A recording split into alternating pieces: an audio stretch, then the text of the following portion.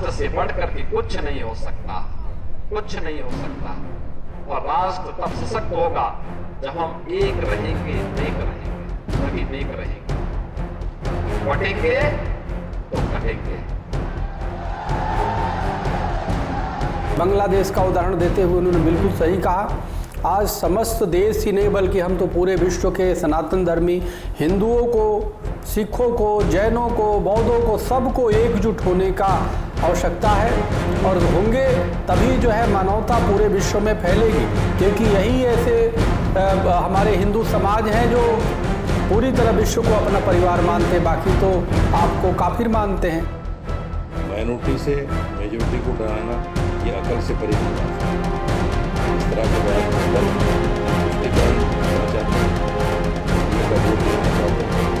और देश में नफरत फैलाने का काम करना चाहते हैं। योगी जी का एक बयान सामने आया जिसमें उन्होंने बांग्लादेश का हवाला देते हुए हिंदुस्तान के हिंदुओं को डराने का काम किया और कहा कि अलग रहोगे तो ऐसे ही काटे जाओगे। ये ऐसा गैर संवैधानिक बयान है जो आदमी संविधान की शपथ लेकर एक बड़े ओहदे पर बैठता है, उसके लिए इस तरह का बयान गैर संवैधानिक है। माइनॉरिटी से मेजॉरिटी को डराना ये अकल से परे की बात है।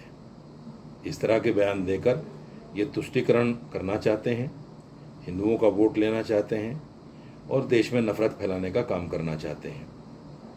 मैं तमाम देशवासियों से इस तरह के बयानों का नोटिस न लेने की अपील करता हूं कि ये लोग बिला वजह की सियासत करने में लगे हुए हैं। देश में महंगाई चरम सीमा पर है, बेरोज़गारी आम है, इस पर इनका कोई ध्यान नहीं है। सिर्फ नफरत और नफरत फैलाना है, इसके अलावा कुछ नहीं। उत्तर प्रदेश के मुख्यमंत्री माननीय योगी आदित्यनाथ जी ने बिल्कुल सही कहा है कि राष्ट्र सर्वोपरि है और सर्वोपरि होना चाहिए। और उन्होंने आगे ये भी कहा कि हम बटेंगे तो कटेंगे। बांग्लादेश का उदाहरण देते हुए उन्होंने बिल्कुल सही कहा। आज समस्त देश ही नहीं बल्कि हम तो पूरे विश्व के सनातन धर्मी हिंदुओं को, सिखों को, जैनों को, बौद्धों को, सबको एकजुट होने का आवश्यकता है। और होंगे तभी जो है मानवता पूरे विश्व में फैलेगी, क्योंकि यही ऐसे हमारे हिंदू समाज हैं जो पूरी तरह विश्व को अपना परिवार मानते हैं, बाकी तो आपको काफिर मानते हैं, हम सबको काफिर मानते हैं। तो इसलिए निश्चित रूप से हम सबको एकजुट होकर के, एकजुट होने से रक्षा सिर्फ अपनी नहीं होती बल्कि राष्ट्र की रक्षा होती है, बल्कि मानवता की रक्षा होती है, बल्कि उन सिद्धांत और विचारों की रक्षा होती है जो ऋषि मुनियों ने मार्गदर्शन दिया, महापुरुषों ने मार्गदर्शन दिया कि विश्व को परिवार मानो।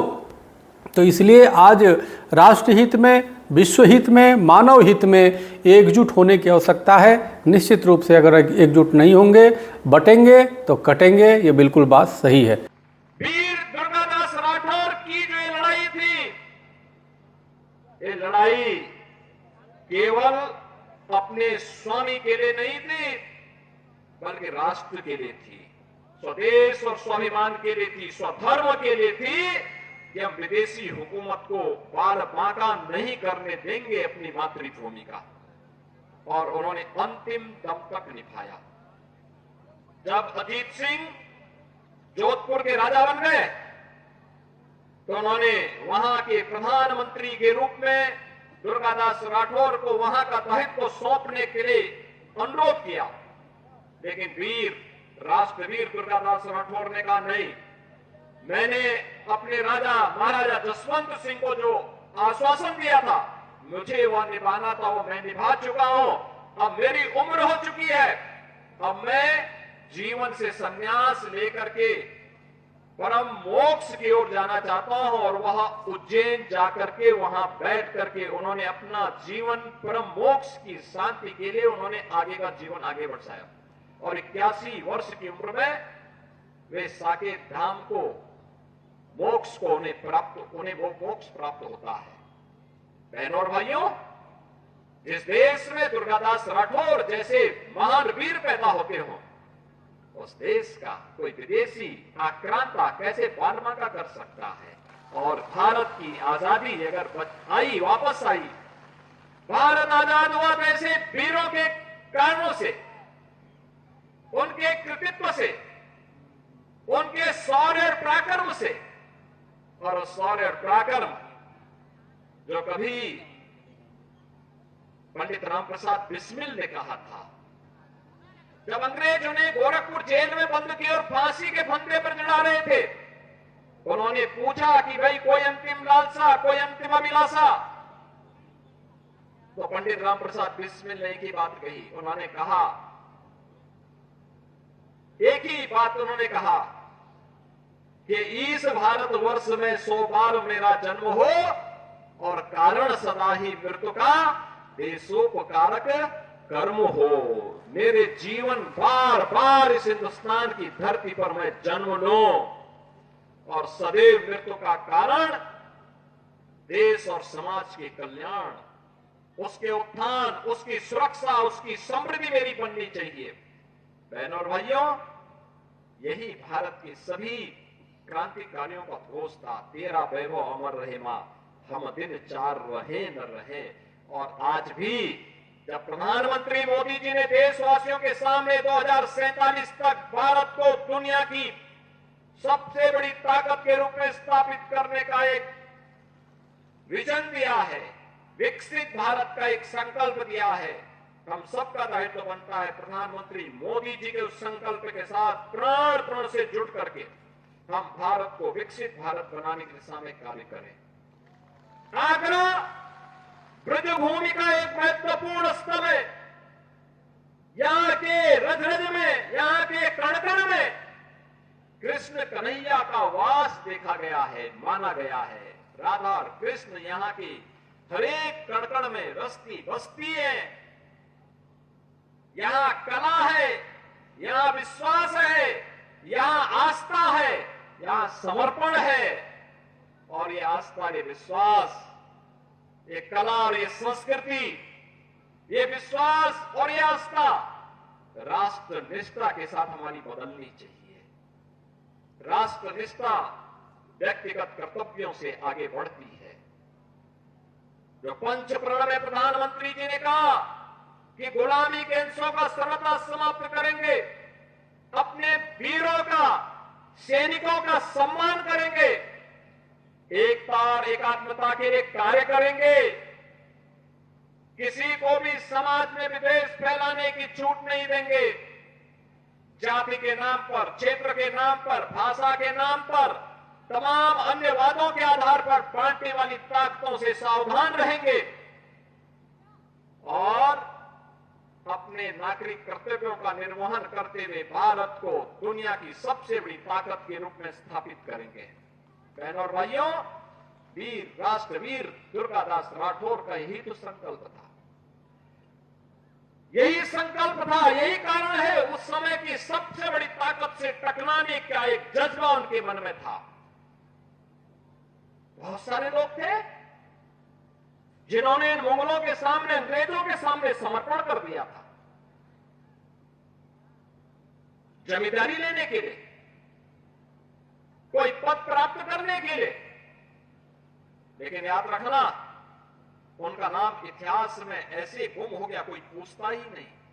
नाम अगर ले रहे हैं दुर्गादास राठौर का, ले रहे हैं वीर दुर्गादास राठौर का। आप जाइए राजस्थान में, आप जाइए मध्य प्रदेश में, कितनी श्रद्धा और सम्मान के साथ वीर दुर्गादास राठौर के प्रति लोगों के मन में क्या अपार श्रद्धा भाव, कई अवतारी पुरुष के रूप में लोग उनकी पूजा करते हैं। वहां पर आप पूरे मारवाड़ में चले जाइए, जोधपुर क्षेत्र में चले जाइए, क्या श्रद्धा का भाव है। और यही भाव व्यक्त करने के लिए आज मैं आपके पास आया हूं। हमें इन महापुरुषों के प्रति वही श्रद्धा और सम्मान का भाव रखना होगा। मैं राठौर समाज को इस बात के लिए अभिनंदन करूंगा। डॉक्टर जीएस धर्मेश जी के साथ में लोग आए थे। मेरा प्रयास था कि मैं 13 तारीख को यहां पे आऊं, लेकिन हर घर तिरंगा कार्यक्रम के एक बड़े अभियान में प्रधानमंत्री जी के आह्वान के साथ जुड़े होने के नाते उस समय नहीं समय निकाल पाया।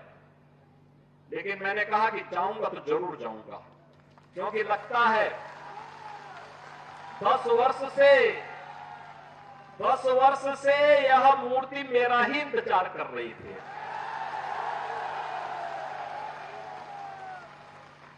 देखो, उनकी कृपा तो मुझ पे आ गई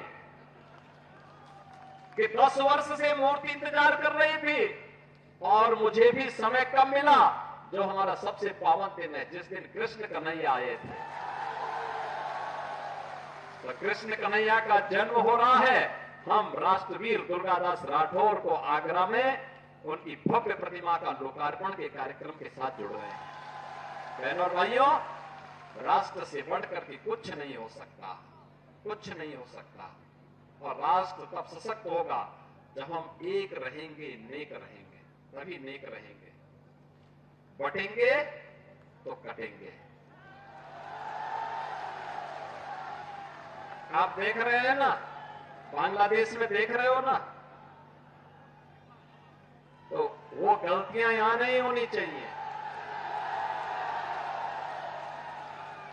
बटेंगे तो कटेंगे, एक रहेंगे तो नेक रहेंगे, सुरक्षित रहेंगे और समृद्धि की पराकाष्ठा को पहुंचेंगे। हमें विकसित भारत की संकल्पना को साकार करने के लिए कार्य करना है। मैं एक बार फिर से राष्ट्रवीर दुर्गादास राठौर जी के श्री चरणों में कोटि कोटि नमन करते हुए, आज उनकी भव्य प्रतिमा यहां पे लगी है। राष्ट्र के प्रति समर्पण और श्रद्धा का भाव जिन्होंने अपने शौर्य और पराक्रम से दिया था, वह श्रद्धा का भाव हमारे मन में सदैव बना रहे। इस विश्वास के साथ आप सबको एक बार फिर से जन्माष्टमी की इस पावन तिथि पर हृदय से बधाई देता हूं। अपनी मंगल कामनाएं आप सबके प्रति व्यक्त करता हूं। कृष्ण कन्हैया से, राधा रानी से ही प्रार्थना करता हूं कि आपकी मनोकामना को पूर्ण करें, आपके जीवन में सुख और समृद्धि लाए। आप सबके प्रति आज की इस पावन तिथि की हृदय से बधाई और मंगल में शुभकामनाएं। धन्यवाद। जय हिंद।